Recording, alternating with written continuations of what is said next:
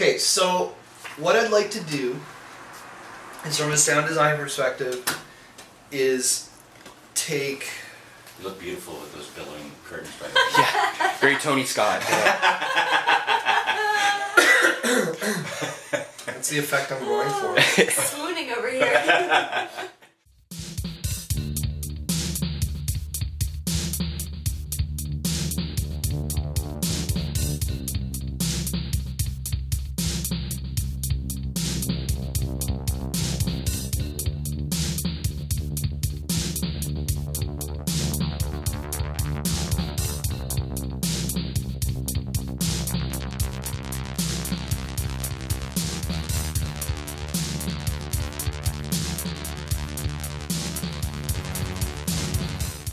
Why a radio play? Right. Mike, you want to answer that, or? Sure. It was an idea that Sean Wilson had from the Writers' Festival. He said, Mike, write a radio play that we can perform in front of an audience. And I said, well, I can't write scripts, but if we got Ian Kedeku and David O'Mara and Jennilee Murray together, maybe we could write one together. And that's what happened. And so you have. And we did. And the four of us also worked on this show, which you should, should shoot that poster.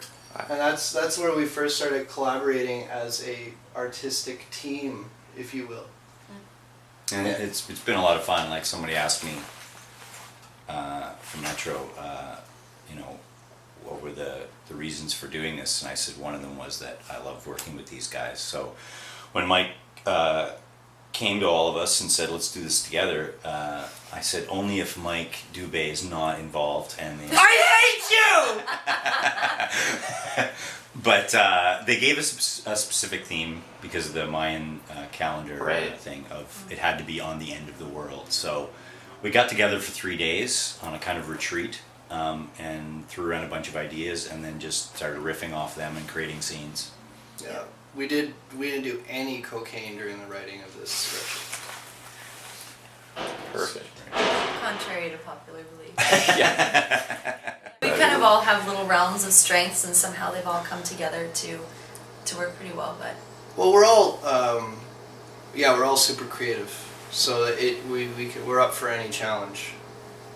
You know what I mean? And I mean, what interests me was that it was I don't think it's a genre have you done this kind of thing before, like radio?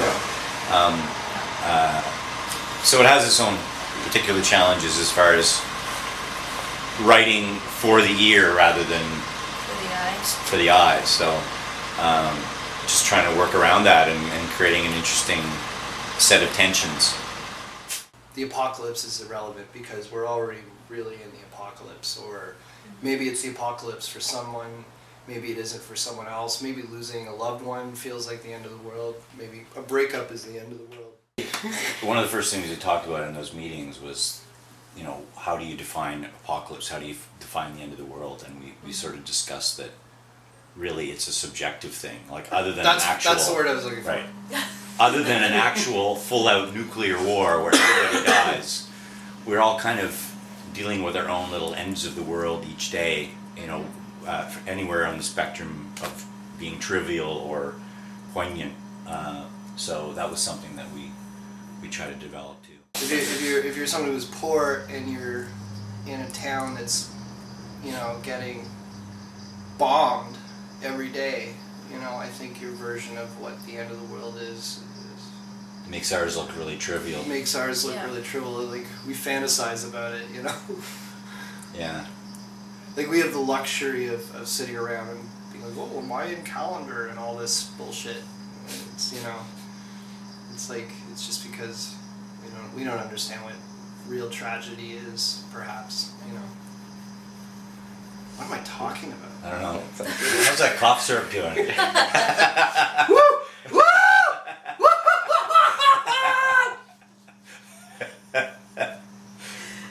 I can't imagine a better place